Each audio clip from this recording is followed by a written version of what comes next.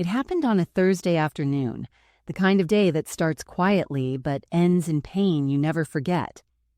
I was standing outside my son's house, holding a small basket of muffins I'd baked that morning. My hands trembled as I knocked on the door, hoping for the sound of my grandchildren's laughter. Instead, the door flew open, and there she was, my daughter-in-law, Melissa, eyes cold, voice sharp. "You're banned from our house. Do you hear me?" she shouted, her words slicing through me like glass. For a moment, I thought she was joking. I tried to smile, tried to ask what happened, but she pointed at the gate and yelled, "Leave! Don't ever come back!" My son stood behind her, head bowed, saying nothing, not a single word. That silence. It was worse than her shouting. So, I turned away. I didn't argue. I didn't beg. I just walked down those steps, my heart heavier than the basket in my hands. I remember the sound of the door slamming. It felt like the final chapter of my life closing. 2 weeks later, my phone rang late in the evening. The same voice, Melissa's. Only this time it was shaking, desperate, full of tears. "Please come. Please, I need you to come right now." I hesitated. My heart pounded. What could have changed so suddenly? Still, I went. And when I walked into that house again, what she showed me, what she discovered about my son, made me whisper through tears. Now you know why I stayed away. Before we start, let us know in the comments where you're watching from. Don't forget to like, share, and subscribe for more powerful stories. My name is Martha. I'm 67 years old, and I've lived my whole life believing that love and patience can fix anything. I raised my son, Daniel, alone after losing my husband in a car accident when Daniel was 12. For years, I worked 2 jobs, mornings at a bakery, evenings cleaning offices, just so he could finish college without worry. People used to say I spoiled him. Maybe they were right. I always thought if I gave him enough love, he'd grow up to be kind, to protect his family the way his father protected us. When Daniel married Melissa, I was genuinely happy. She was smart, well-spoken, a little proud maybe, but I thought time would soften her. For a while, things were good. They lived nearby, and I visited every Sunday with fresh bread and pies. My grandkids would run to hug me, and the house always smelled like cinnamon and laughter. But as months passed, something changed. Melissa stopped smiling when I came over. Daniel stopped calling as often. There was always some excuse. "Mom, we're busy," or "Melissa's tired," or "we'll visit next weekend." I told myself it was normal, that every family goes through distance sometimes. I prayed it would pass. You see, I've always been that kind of woman. Patient, quiet, never wanting to cause trouble. The type who believes silence is better than shouting, and forgiveness is better than pride. I thought that's what a good mother does. But I was wrong. That silence I chose would soon become the reason they thought they could break me. The reason my daughter-in-law believed she could shout at me, slam the door, and erase me from their lives. She didn't know the truth I had kept hidden for years, a truth about my son that even she wasn't ready to face. And that day, when she called crying, begging me to come, I realized the moment had come for the truth to surface. Not out of anger, but because sometimes the only way to protect what's left of love is to let it all burn first. For most of my life, my days began before the sun rose. I'd wake to the sound of birds outside my kitchen window, make a cup of coffee, and sit by the little table my late husband built for me. It's funny. That table's legs still creak when I lean on it, but I've never wanted to fix it. It reminds me of him. After breakfast, I'd tend to my small garden, tomatoes, mint, and a stubborn little lemon tree that never bore fruit, though I never stopped watering it. I used to say, "Everything grows when you give it love." That's what I believed. Love, patience, and family. Those were the only things I ever asked for in this life. Every Sunday was my favorite day.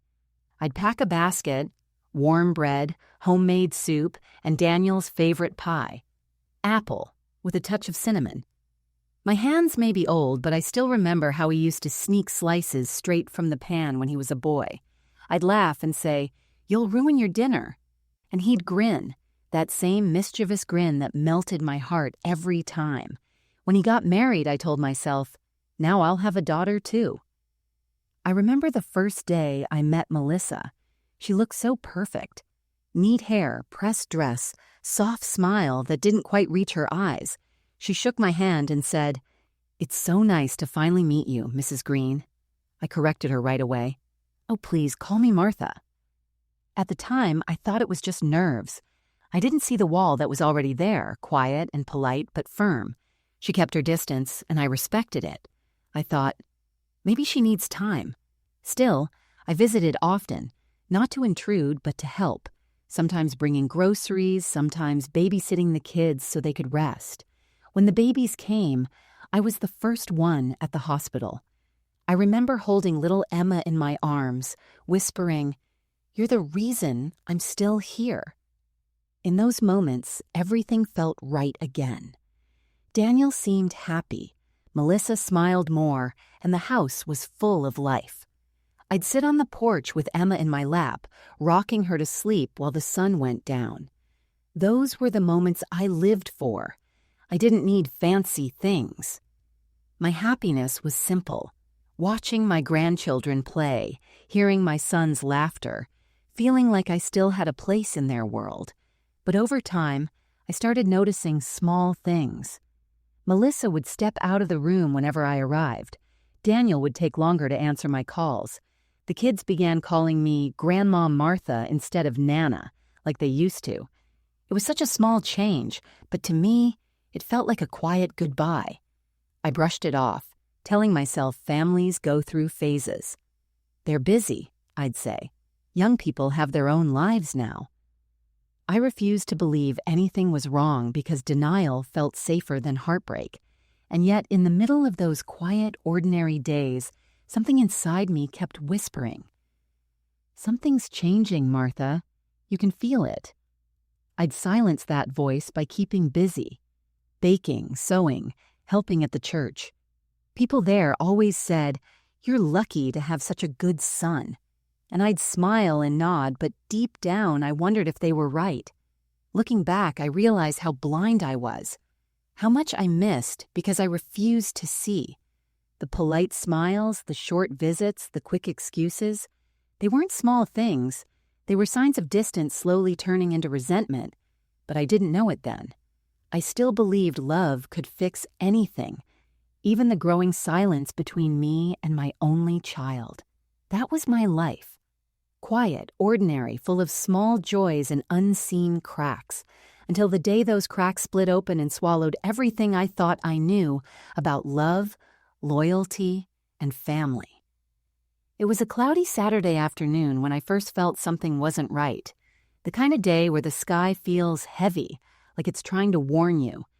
I had baked an apple pie early that morning, Daniel's favorite, and thought I'd surprise them. It wasn't planned.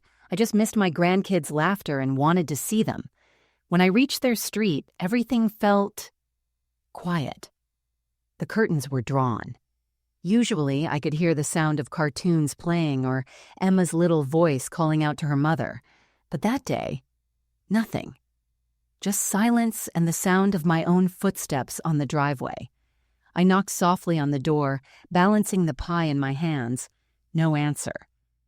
I waited a moment, then knocked again. That's when I heard it. Muffled laughter from inside, then hurried footsteps. The laughter stopped. The door opened a few seconds later. Melissa stood there, hair perfectly done, a forced smile on her face. "Oh, Martha," she said, her voice tight. "You should have called first." I smiled like I always did. "I baked something for you all.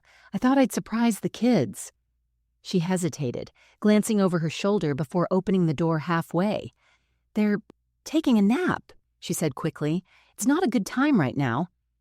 Something about her tone made my stomach twist. I'd known her for years, and never once had she sounded that nervous. I looked past her shoulder, for just a second, and caught a glimpse of Daniel sitting at the dining table. papers were spread out in front of him. When our eyes met, he looked startled, then quickly turned his face away. "I can come back later," I offered softly. "No," Melissa replied too quickly. "It's fine, really. We'll call you tomorrow." Before I could say another word, she gently but firmly closed the door. I stood there, holding the warm pie against my chest, staring at the wood grain of that door as if it might open again. It didn't. I remember standing there for a long moment, long enough for the pie to start cooling in my hands. I turned back toward the gate, trying to convince myself it wasn't what it looked like. Maybe they were just busy. Maybe Daniel was working from home. Maybe I really should have called first. But as I walked away, I saw something that made my heart skip. Through the front window, just a quick glimpse. Daniel and Melissa standing close together, whispering over those papers. She looked angry. He looked cornered. I told myself it was probably bills or something about work. Still, something deep inside me, that quiet voice that mothers never lose, said, "They're hiding something from you." That night, I couldn't sleep. I kept replaying her face in my mind. The fake smile, the nervous tone, the way she shut the door halfway. When Daniel finally called 2 days later, his voice was unusually short. "Mom, we're just busy these days," he said. "Don't worry about us." "I'm not worried," I lied. "I just miss you all." He sighed. "We'll visit next weekend, okay?" But the next weekend came and went. No visit, no call, just silence again. I tried to shake the feeling off, telling myself I was imagining things. But when I found out later what those papers were, I realized that was the day everything started to unravel. For days after that strange afternoon, I told myself I was overthinking. I'd sit at my kitchen table staring at that same basket where the untouched pie still sat under plastic wrap and whisper, "They're just busy. That's all."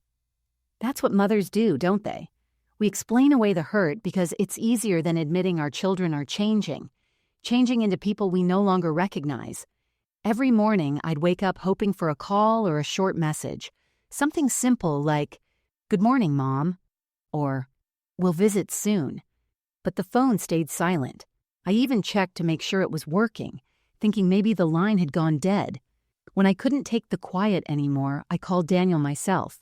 He picked up, but his tone was distant. "Mom, I told you we're just swamped right now. Work, the kids, everything." "I understand, sweetheart," I said quickly, trying not to sound hurt. "I just wanted to hear your voice." "Yeah," he replied, distracted. "Listen, Melissa's calling me. I'll talk to you later." And then, the click. I sat there holding the receiver, listening to the hum of the empty line. My kitchen felt colder that evening. Even the clock ticking on the wall seemed louder than usual, like it was reminding me how long it had been since I'd felt truly welcome in my own son's life. But still, I refused to believe the worst. I baked again the next day, this time banana bread. I wrapped it neatly, placed it in a tin, and wrote a little note. "Love you both. Mom." I left it on their porch and didn't knock. Maybe, I thought, if I didn't bother them, they'd see I wasn't trying to intrude. The next time I visited 2 weeks later, the tin was still there, untouched, the note damp and curling at the edges from the rain. I stared at it for a long time before picking it up and holding it against my chest. It was a strange kind of pain. Not sharp, not loud, just a quiet ache that settles in your bones, the kind that makes you doubt your own worth. When I told my friend from church, Evelyn, she frowned. "You've always been too soft, Martha. Sometimes you have to speak up." But I shook my head. "They'll come around. Melissa's young. Maybe she just needs space." That night, as I lay in bed staring at the ceiling, I remembered the last time Daniel truly hugged me. Really hugged me. It was the day he moved out. He'd said, "Don't worry, Mom, I'll always be there for you." Those words used to comfort me. Now they felt like an old song whose lyrics I didn't believe anymore. Still, I couldn't bring myself to be angry. I told myself he was tired, that marriage changes people, that maybe Melissa needed his attention more. I prayed for them every night. God, keep them safe. Help them find peace. I didn't know then that peace was already gone, replaced by greed, secrets, and something darker than I ever could have imagined. The hardest part about love is when you see the truth standing right in front of you, but your heart refuses to accept it. You keep trying to fix what's already broken, hoping that one more act of kindness will make everything right again. So I stayed silent. I waited. And that silence, that fragile hope, was exactly what they counted on. Because while I was convincing myself everything was fine, someone else was making sure it would never be fine again. It was a Wednesday afternoon. Gray sky, light rain, the kind of day that makes you nostalgic for warmth that's no longer there. Melissa had called earlier that week asking if I could come watch the kids for a few hours while she ran errands. For a moment, I felt relief. Maybe things were finally turning around. Maybe she wanted to make peace. I baked cookies that morning, oatmeal raisin, the kids' favorite, and packed them neatly in a tin. As I walked into the house, the smell of their laundry detergent, that faint lemon scent, filled me with comfort. I thought, this is what home feels like. Melissa greeted me briefly, rushing to grab her purse. "The kids already had lunch," she said, not looking me in the eye. "They're in their room watching TV. I'll be back soon." I nodded with a soft smile. "Take your time." After she left, I played with Emma and Noah for a while. They were sweet, innocent, untouched by the coldness that had grown between the adults around them. But when they went back to their cartoons, I started tidying up the kitchen out of habit, wiping counters, stacking mail, rearranging the fruit bowl. That's when I saw it. An envelope, thick, cream-colored, half-tucked under a pile of magazines. It had my name printed on the corner in neat black ink. Martha Green. I frowned. The return address was from a law office downtown. I hesitated, my hand trembling as I slid the paper free. Curiosity turned to confusion as I unfolded the document inside. It was a property transfer agreement. My breath caught. My small yellow house, the one my husband and I bought 37 years ago, was listed on the paper. But beneath the lines of printed text, under new owner, was my son's name, Daniel Green. And beside it, a signature. My signature. Only, it wasn't mine. My knees went weak. I sat down slowly, staring at the ink as if the letters themselves could explain it. I hadn't signed anything. I hadn't sold anything. My house, the last piece of my husband I had left, was being transferred without my knowledge. I looked closer. The date was from 2 months ago. Right around the time they started avoiding me. A chill ran through me. My first instinct was to think it must be a mistake, a misunderstanding. Maybe the lawyer had sent the wrong file. Maybe Melissa had filled out something for insurance and mixed it up. My mind searched for excuses, for any explanation that would make this less than betrayal. But then I remembered the papers Daniel had been hiding that day. The ones I saw spread across the dining table when Melissa shut the door on me. I felt sick. My hands began to shake as I folded the paper back into the envelope. For a moment, I thought about calling Daniel right then. But I couldn't. My throat tightened, and I felt tears sting my eyes. What would I even say? How could you? Why my house? Why my son? Instead, I sat there in silence, listening to the faint laughter of my grandchildren from the next room. Innocent, happy, unaware. I didn't want them to see me cry.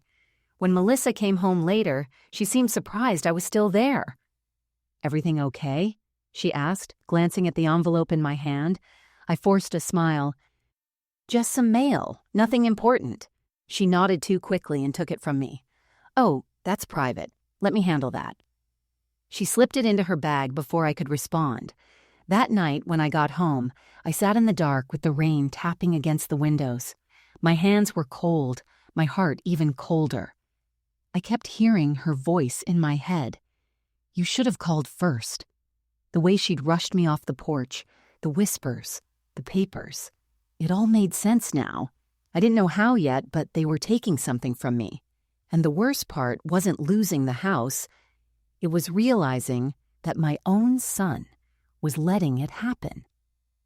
That night, as I looked at the framed photo of my husband on the mantel, I whispered, Henry, they're selling our home. The one you built with your hands. The one we promised would always stay in the family. And for the first time since he'd passed away, I wished he were still there, because I didn't know how to fight what was coming. I didn't sleep that night. Every time I closed my eyes, I saw that forged signature. My name written in someone else's hand.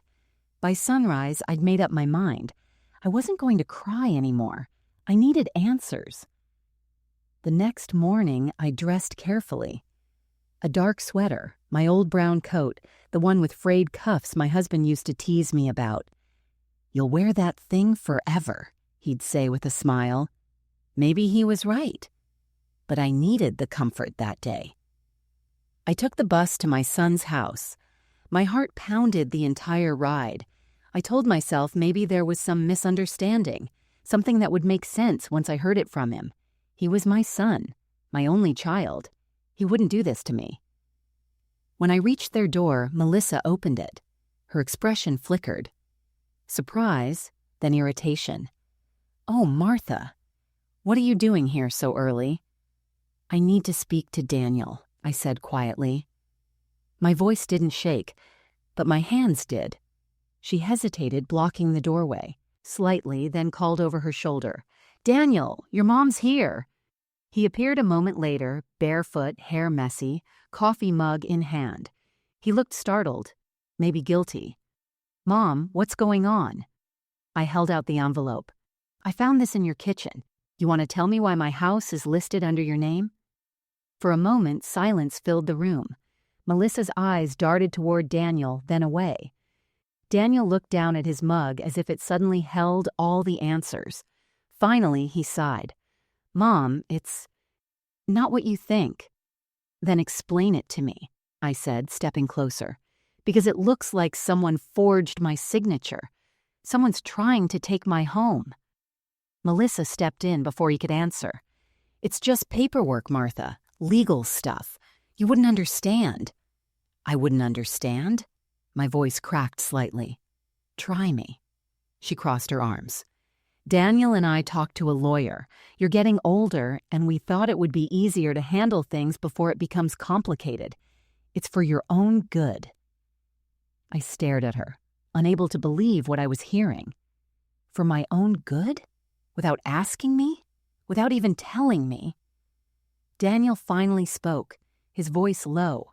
Mom, calm down. Melissa's right. We were just trying to make sure things are taken care of. You don't have to worry about bills, maintenance. Don't you dare talk to me like I'm a child, I snapped, surprising even myself. You forged my name, Daniel. You took what your father and I built with our hands, the house where you took your first steps.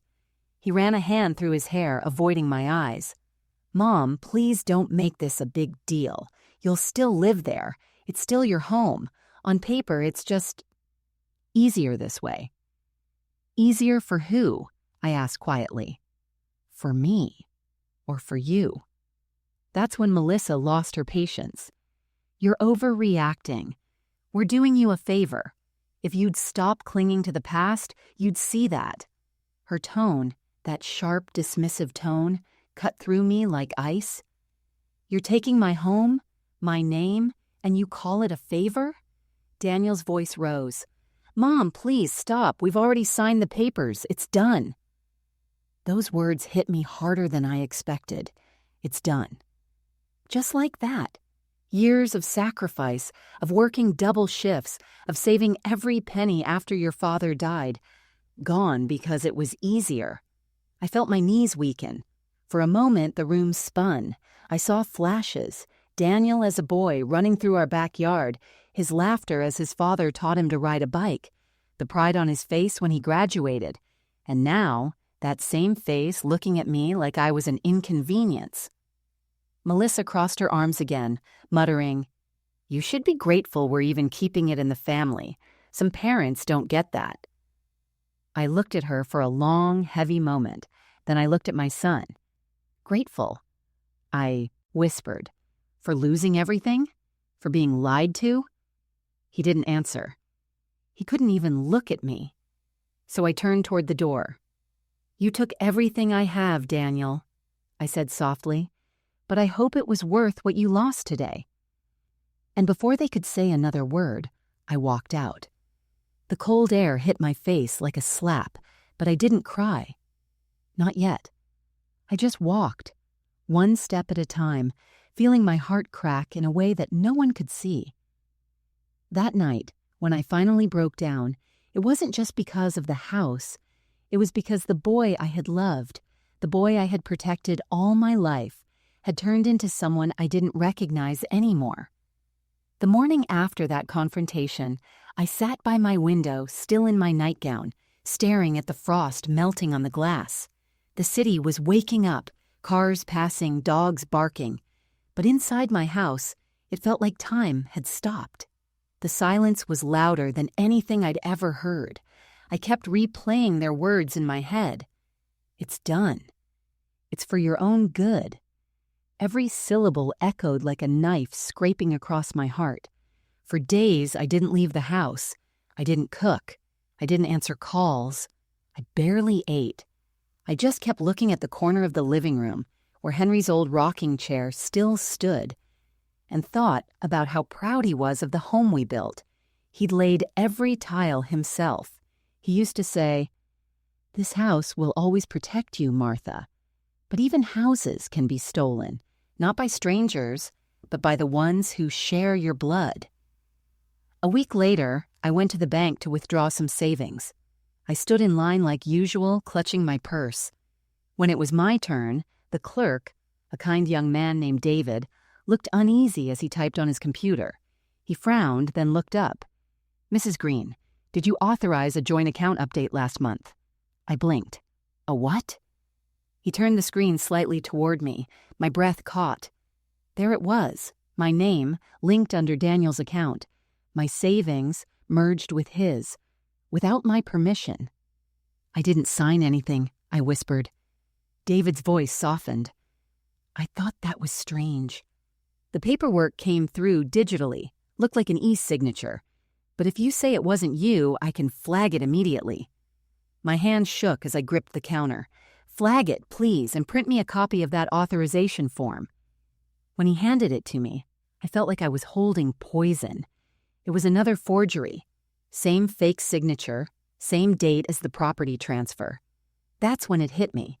The house wasn't the end goal. It was part of something bigger. I left the bank trembling, the cold wind cutting into my skin.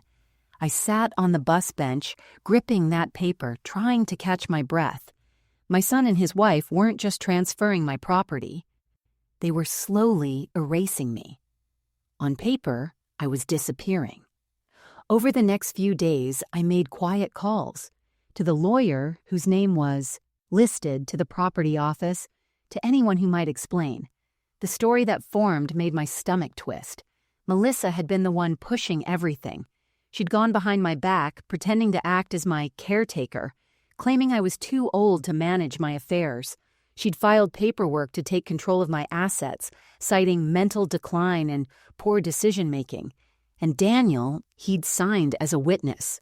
I felt sick reading those words. Poor decision-making. They made me sound like a confused old woman who didn't know her own name. I remembered all those Sundays I spent cooking for them, cleaning their kitchen, babysitting their children, while they were in the next room, quietly planning how to strip away the last piece of my life. For what? For money? For the house? For security that came from stealing what was never theirs? I couldn't cry anymore. My tears had dried into something harder. Disbelief mixed with a slow, burning anger I didn't recognize in myself. That night, Evelyn came by. She brought soup and that soft, worried look that only a true friend can give. "What's going on, Martha? You look like you've seen a ghost." I told her everything. Every paper, every signature, every word Melissa had said. Evelyn sat back, her face pale. Martha, they're not just lying to you. They're setting you up. Once they take your assets, they can have you declared unfit. They'll take your house, your money, everything. I stared at her. But why would my own son agree to that? Maybe he doesn't realize what he's signing. Maybe she's manipulating him. Or maybe... Evelyn's voice trailed off. I didn't need her to finish. I already knew. My son wasn't a child anymore. He wasn't being tricked. He was choosing this. That realization hit me harder than anything else. I wasn't just betrayed. I was being erased. Slowly, carefully, and legally, by the very people I fed, raised, and loved more than life itself. That night, I took every document I had and laid them across my kitchen table. The old light bulb flickered above me, casting long shadows across the papers. Each shadow felt like a ghost of my husband whispering, "Don't let them win, Martha." So I made a silent promise. If they wanted to play games with papers and signatures, I'd fight with truth. I was done being quiet. The woman they thought was too gentle, too naive, too old. She was still here, and she was about to remind them who she really was. That night, I sat on the edge of my bed, holding the stack of papers against my chest as if they were my husband's letters from long ago. The house was dark except for the small lamp by my bedside. Its soft golden light flickered on the framed photographs that lined my dresser. My wedding day, Daniel's graduation, Emma's first birthday. Every picture felt like a memory that didn't belong to me anymore. The clock ticked slowly, cruelly, as if counting the seconds of my silence. I thought of everything I had done for that boy, my boy, and wondered where I went wrong. When his father died, Daniel was 12. I remember sitting on the floor with him that night, his small hand clutching mine. He'd whispered, "Don't worry, Mom. I'll take care of you when I'm grown." Those words had lived in my heart for decades. Now they haunted me. I picked up one of the papers from the floor, the forged authorization form from the bank. The signature stared back at me, smooth and confident, nothing like my shaky handwriting. Whoever had done it wasn't careless. It was deliberate, precise, cold. I thought of Melissa, her polished smile, the way she'd always insisted on handling bills, appointments, even my mail when she visited. I used to think she was being kind. Now I realized she was calculating. And Daniel, the image of him standing in that kitchen replayed in my mind. His eyes down, his voice flat, his silence when I begged for an explanation. He'd chosen her side. He'd chosen money over me. The tears came quietly at first, not the loud sobs people imagine, but slow, exhausted tears that roll down your face without permission. I pressed my hands over my mouth so the neighbors wouldn't hear. Even in heartbreak, I didn't want to trouble anyone. That's how mothers are. We hide our pain behind walls of politeness and pride. I cried for my husband, for the years we spent building that house brick by brick, for the nights I stayed up sewing Daniel's clothes, skipping meals so he could eat more. I cried for the loneliness of being betrayed not by strangers, but by the blood you'd once carried inside your own body. The rain started outside, soft at first, then harder, until it drummed against the windows like an echo of my heartbeat. I stood up, walked to the window, and pressed my palm to the cold glass. Streetlights shimmered through the water, blurring into streaks of orange and gold. In that moment, I whispered, "Henry, I can't do this without you." But of course, there was no answer. Only the sound of rain and the emptiness of a home that suddenly felt foreign. For hours I sat there, thinking, remembering, hurting. Every sacrifice replayed like a film reel in my head. The nights I worked late at the diner, my hands raw from washing dishes. The mornings I walked Daniel to school in the rain, his small fingers clutching mine. The Christmases I went without gifts so he could have more. All of it, every moment of love, now used as a weapon against me. By dawn, I felt hollow. My face was swollen from crying, my eyes dry and burning. I looked in the mirror and barely recognized the woman staring back. Wrinkles, gray hair, tired eyes. I thought, this is what happens when love turns into loneliness. But beneath the sadness, something else began to stir. Something fierce and old.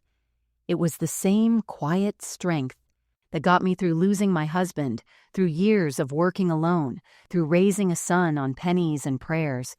I took a deep breath and said out loud, "You took everything from me, Daniel. Everything except my truth." And in that moment, I decided, if they wanted to take my life apart piece by piece, I would make them face every piece they'd broken. No shouting, no revenge out of anger. I would fight them the only way I knew how, with patience, evidence, and the truth. By sunrise, I was dressed and ready. My tears had dried, but my resolve had hardened. For the first time in weeks, I made coffee, sat by the window, and watched the sun rise over the quiet street. Something inside me whispered, "You're not done yet, Martha." And for the first time in a long time, I believed it. Would you like me to now expand Section 9, Decision to Fight Back, where Martha stops being the victim, regains her strength, and quietly begins to prepare her comeback plan? You said, expand next section. ChatGPT said, here's the expanded Section 9, Decision to Fight Back, written in a cinematic, emotionally charged, and empowering tone. This is where Martha transforms. The victim who has suffered in silence finally finds her inner strength. The pacing here shifts from despair to resolve, showing the beginning of her quiet fight for justice. Section 9, Decision to Fight Back, expanded. The morning after that long, sleepless night, the sun rose cold and pale through my kitchen window. The world outside looked ordinary. Cars passing, birds singing, children walking to school. But something inside me had changed. I sat at the table, my hands wrapped around a cup of coffee that had long gone cold. I wasn't crying anymore. My eyes felt dry, steady, and sharp. For the first time in weeks, I wasn't scared. I was angry, but not the wild kind of anger that makes you break things. It was quiet, focused, heavy. I had spent my whole life believing that patience and kindness could fix everything, that if I stayed gentle, people would see my heart and do right by me. But patience had only given them time to steal from me. I looked around my kitchen. The same table where I'd helped Daniel with his homework, where I'd planned his wedding menu, where I'd sat praying for him every night, and I whispered to myself, no more. If they thought I was too old, too naive, too broken to fight, they were about to learn who I really was. I started small. I called Evelyn first. "Can you take me downtown tomorrow?" I asked her. "Of course, honey. You feeling better?" "Better," I said quietly, "and ready." She didn't ask for details. She didn't have to. Real friends know when something shifts in your voice. That afternoon, I pulled out an old shoebox from the top of my closet, filled with receipts, letters, and bills I'd saved over the years. My husband used to tease me for keeping every little paper, but that habit was about to save me. Inside that box were decades of records. The mortgage papers, insurance forms, tax documents, even old letters Daniel had signed when he was younger. I spread them all out across the table, organizing them by date, highlighting every signature of mine that I could find. My plan wasn't revenge, it was truth. And truth leaves no room for denial. The next day, I visited the small law office near the courthouse. Not the one Daniel and Melissa had used. I needed someone who didn't know them, who didn't owe them anything. The lawyer, a middle-aged woman named Rachel Price, listened quietly as I told her everything. When I slid the forged papers across her desk, she frowned and adjusted her glasses. "These signatures don't match, Mrs. Green," she said immediately. "Not even close." "I know," I whispered. "They've been stealing from me, and they think I don't have the strength to stop them." Rachel nodded slowly, her expression hardening. You have more strength than you realize. We'll start by filing a fraud report and freezing any transactions under your name. Will that stop them? It'll stop them for now, she said. But we'll need proof. Recorded conversations, documents, witnesses. Do you think you can handle that? I smiled. The first real smile I'd felt in months. You'd be surprised what a mother can handle. When I left that office, I felt lighter.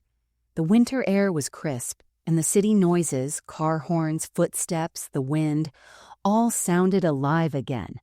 For the first time since discovering the betrayal, I wasn't walking in shame. I was walking with purpose. That evening, I went to the small church I'd attended for years. I lit a candle for my husband and sat quietly in the pew. The flickering flame reminded me of something my mother once told me. Strong women don't shout when they're hurt. They wait for the right moment to speak. And when they do, the world listens. I closed my eyes and whispered, I'll make them listen. From that moment on, every step I took was deliberate. I bought a small notebook to record every conversation with Melissa and Daniel.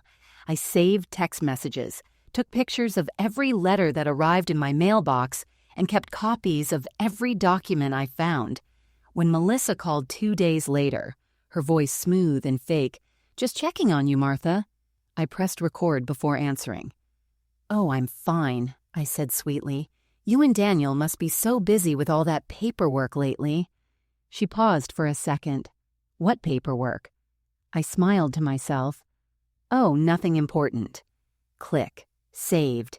Every call, every visit, every lie. Piece by piece, I was gathering the truth. Quietly, patiently, the same way they had once planned against me. And as I watched the evidence grow, so did my strength. I stopped feeling like the old woman they had, betrayed, and started feeling like the mother who had once built a life from nothing. That night, I wrote one sentence in my notebook and underlined it 3 times. They took everything from me, but they forgot I taught them how to fight. I closed the book, turned off the light, and whispered to myself, now it's my turn. I learned something important after that first meeting with Rachel. Silence is powerful when you know the truth. Melissa and Daniel thought I had given up.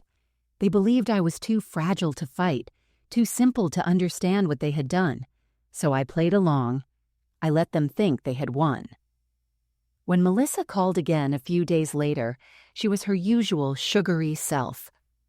"Hi, Martha. We were thinking of stopping by this weekend," she said, her voice pretending to drip with affection. "That's lovely," I answered softly, holding my phone just below my chin so the little recorder could pick up every word. "I'll make pie. Daniel loves apple, doesn't he?" She hesitated for half a second before replying. "Yes, he does." Her tone changed. Nervous, careful. She didn't know I was already working with my lawyer, that the same sweetness she used to fool me was now evidence in my hands. That night I reviewed the recording, writing notes in my little notebook. Tone calm, pretending concern, possible guilt. I was methodical now, deliberate. Each day I became stronger, sharper. Less a mother broken by betrayal and more a woman quietly preparing for war. The next step came from Rachel. "We'll need solid proof that they acted knowingly and maliciously," she said over the phone. "Not just forged documents and intent. Get them to admit it, even in passing." So I did exactly that. A week later, I invited them both over for dinner. Melissa seemed surprised, maybe even suspicious, but curiosity and arrogance won. When they arrived, I greeted them with the same warmth I always had. I hugged Daniel, kissed my grandchildren, and smiled at Melissa as though nothing had ever happened. "I've been thinking," I said as we sat around the table. "Maybe I was too quick to judge. I know you two were only trying to help." Melissa's eyebrows lifted slightly. "Of course, Martha. We only wanted what's best for you." "I know," I said softly, glancing down at my folded hands. "It's just, I didn't understand the paperwork, that's all. So much legal stuff these days." Her eyes sparkled. pride. It can be complicated, but we took care of everything. You don't have to worry about a thing. I'm lucky, I said, nodding slowly. You even handled the property transfer and the bank accounts for me. Exactly, she said with a smile, not realizing I'd just baited her. We did what had to be done before it was too late. Before it was too late. Those were her exact words. And right there, on the table beside the salt shaker, my tiny recorder captured every syllable. After dinner, when they left, I waited until their car disappeared down the road. Then I exhaled for the first time that night. I rewound the recorder, hit play, and listened to Melissa's confident tone. The one that had once made me feel so small, now turned into the sound of her downfall. 2 days later, I returned to Rachel's office with the recording. She listened quietly, then smiled for the first time. This is good, Martha. Very good. We filed a fraud complaint and requested a property freeze through the county office. Rachel explained that if we could prove intent and deception, the law would reverse the transfer and press charges. I didn't stop there. I called the bank, submitted the printed signatures, and gave them copies of every letter and voicemail. The young clerk I'd spoken to before even testified that I'd been visibly shocked when I first saw the forged forms. Every piece of evidence was another stone in the wall I was building, not to protect myself this time, but to corner them where they couldn't escape. The following week, I attended a small meeting with Rachel and an investigator. They explained how the case would proceed, quietly, confidentially, until the confrontation. When the time comes, Rachel said, you'll want witnesses, neighbors, church friends, anyone who knows your reputation. I have plenty, I said firmly, and I did. People in my neighborhood had known me for 40 years. The quiet woman who baked pies, helped at the church, and never missed a birthday. When the time came, they'd stand with me. The day after that meeting, I went to visit my grandchildren while Daniel was at work. Melissa opened the door, surprised. Martha, I didn't know you were coming. I miss the kids, I said simply. While she went to fetch them, I discreetly placed a second recorder behind a flower vase on the mantel. That night, when I retrieved it, I caught her talking on the phone. Her voice was low, irritated. Yes, it's under control. The lawyer thinks the old woman's clueless. Once the house sells, we're set. Those were the words that sealed her fate. For the first time in months, I slept peacefully. I didn't feel old. I didn't feel weak. I felt powerful. Not because I wanted revenge, but because I was finally taking back what was mine. As I drifted to sleep that night, I whispered to myself, they took my name, my home, my pride. But they forgot I still have my truth. And I promised Henry, wherever he was, that I wouldn't stop until justice was done.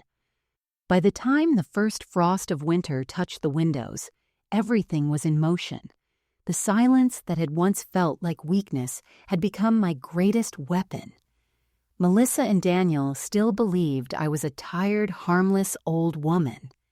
That belief kept them blind.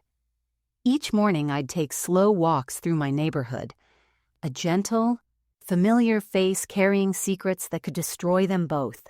My neighbors waved and smiled, unaware that tucked inside my purse were voice recordings, legal documents, and written statements that could tear apart everything my son thought he controlled.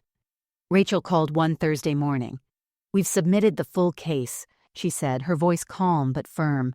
The court approved the freeze on all transactions related to your property and accounts. Nothing can move without your consent now. I exhaled slowly, closing my eyes. So, they can't sell it? No. Not a penny leaves your name, she said. Then after a pause, the next step is the hearing. They'll be summoned. You'll need to be there. That word, hearing, echoed in my head for days. It didn't scare me, not anymore. It felt like justice finally had a voice.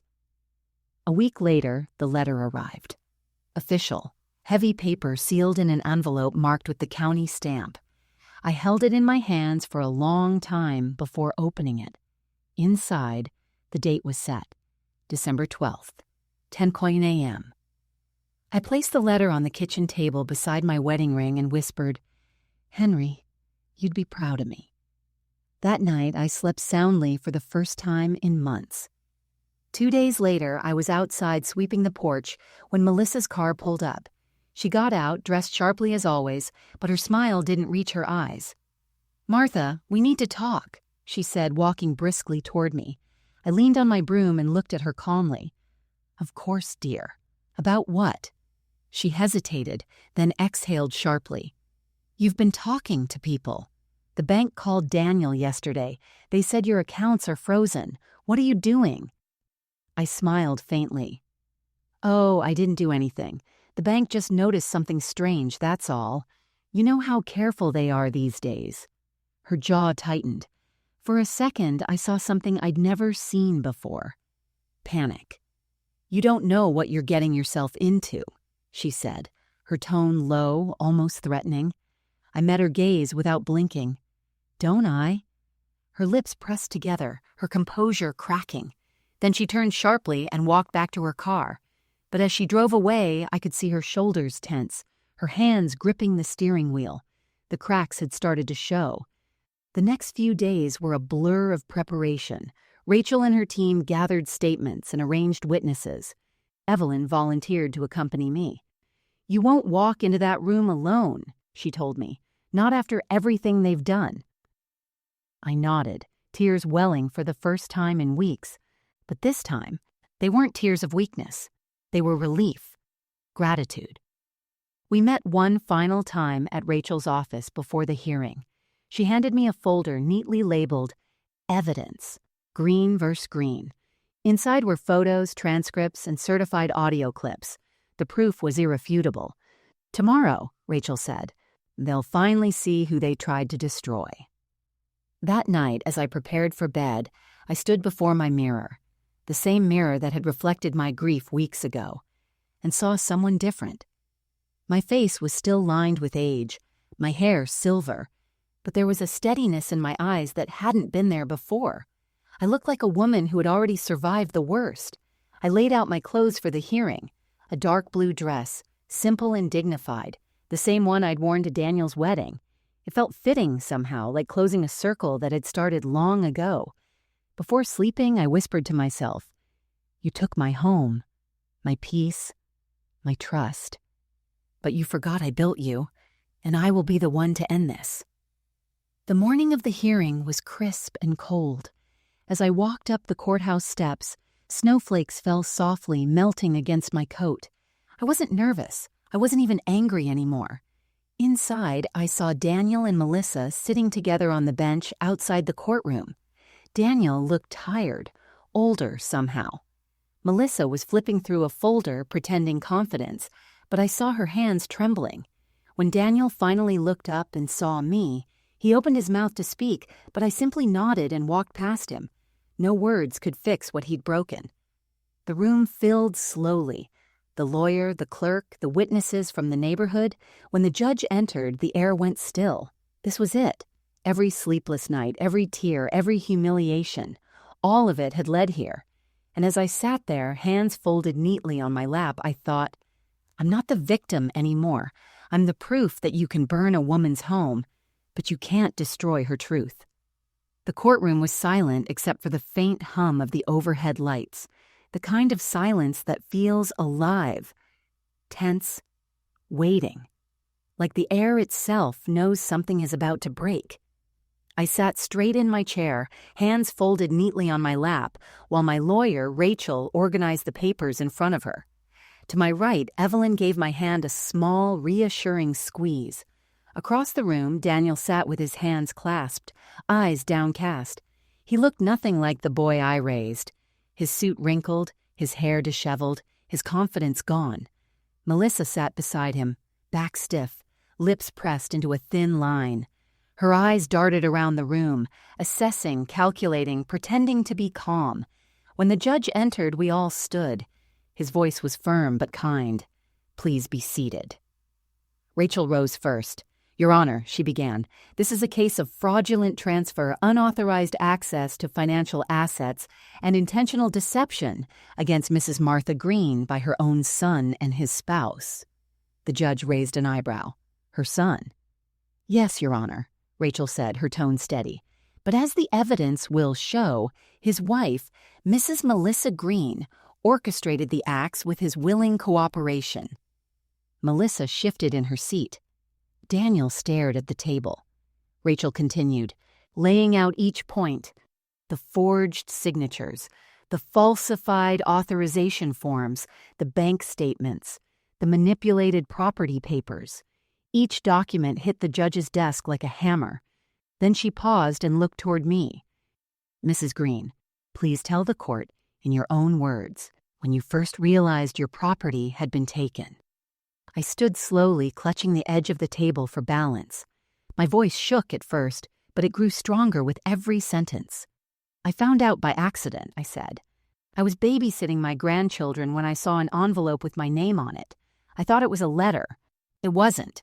It was a paper that said my home, the one my husband and I built, no longer belonged to me.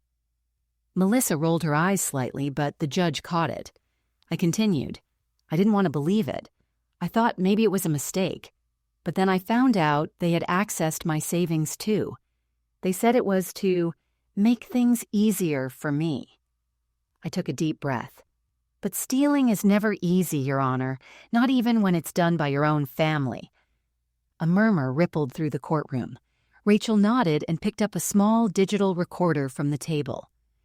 Your Honor, with the court's permission, I'd like to play a recording. The judge motioned for her to proceed. She pressed play. Melissa's voice filled the room, clear, confident, and unmistakably cruel. We took care of everything. You don't have to worry about a thing. Then, a few seconds later, it's under control. Once the house sells, we're set. The words echoed in the room like thunder. Melissa's face went pale.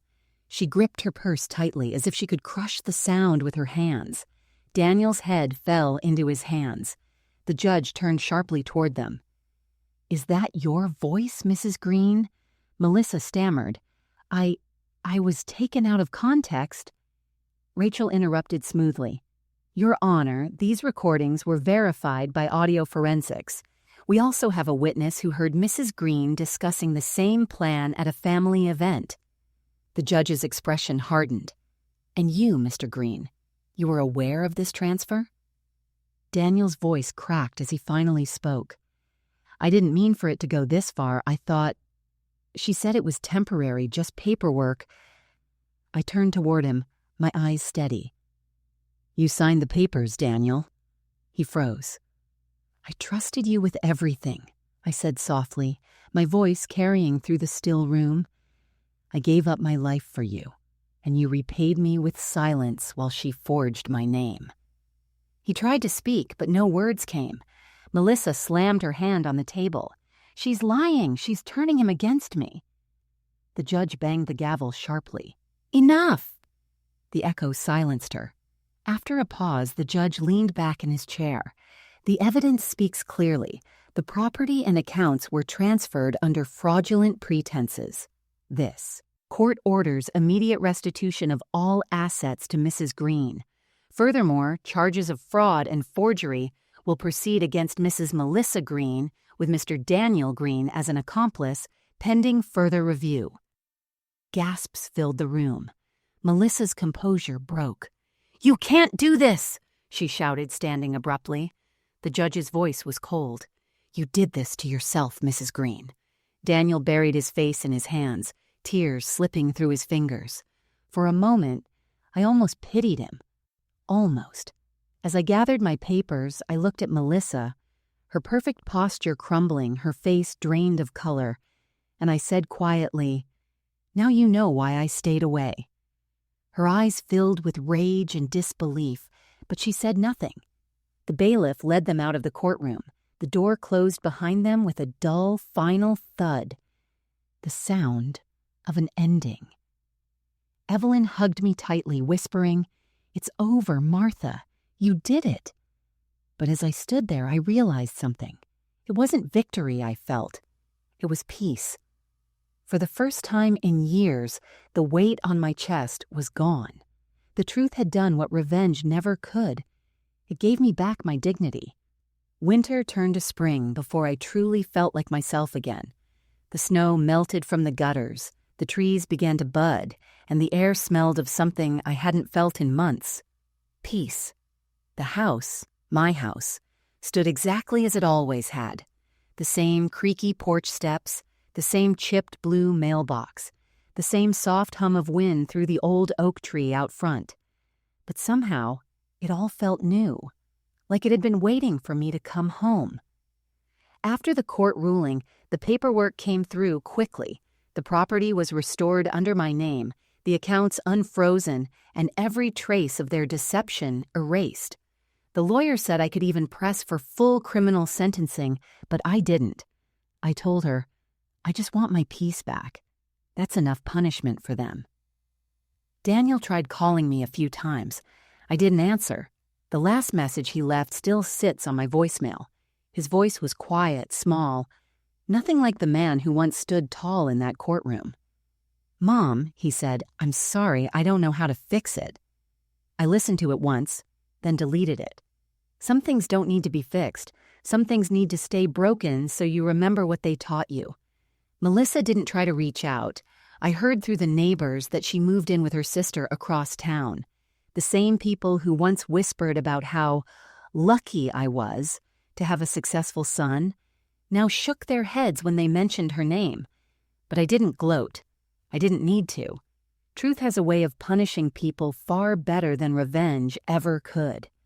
For weeks, I avoided the rooms they used to visit. The kitchen, the living room, the porch where I'd once watched my grandchildren play. Every corner held memories that hurt too much to touch. But slowly, one by one, I began reclaiming them. I started in the garden. The weeds had taken over the flower beds, but beneath them, the roots were still strong. I dug into the soil with my bare hands, feeling the earth between my fingers. It felt like life again. Messy, imperfect, but real. Every morning, I'd wake early, make coffee, and sit by the window as the sun rose over the neighborhood. The light poured through the lace curtains, painting the walls gold. The same walls that had once held fear and silence now felt alive again. Evelyn visited often. She'd bring muffins or gossip from church, pretending not to check on me even though I knew that's exactly what she was doing. One afternoon she said, "You know, Martha, you could have broken them. You had every right to." I smiled softly. Maybe, but breaking them wouldn't have fixed me. She nodded, tears shining in her eyes. I spent my afternoons volunteering at the local food pantry again, the same one I'd stopped visiting when everything fell apart. The younger volunteers would sometimes ask about my son. I'd just say, "He's figuring out his life," and leave it at that. There was no bitterness in my voice anymore, just truth. The house grew warm again, not just from sunlight, but from peace. I started baking again, too, the smell of cinnamon filling the air. Some of the neighborhood kids stopped by, just like Daniel used to, asking for cookies. I'd laugh, hand them each one, and tell them to be kind to their mothers. One afternoon, as I was dusting the picture frames in the hallway, I found an old photograph I hadn't noticed in years.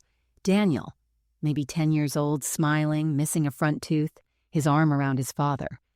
I stared at it for a long time, my hand trembling slightly. Then I whispered, "I forgive you." Not because he deserved it, but because I did.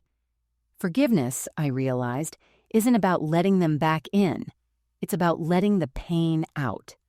Now, when people ask how I'm doing, I smile and say, "Better than ever." And I mean it. My life isn't perfect, but it's mine again. My home is mine. My peace is mine.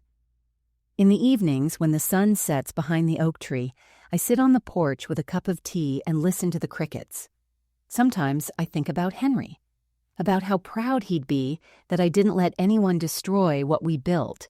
And sometimes I think about Melissa and Daniel, not with anger, but with a quiet kind of sadness, because now I know something they never understood, Money fades. Houses crumble.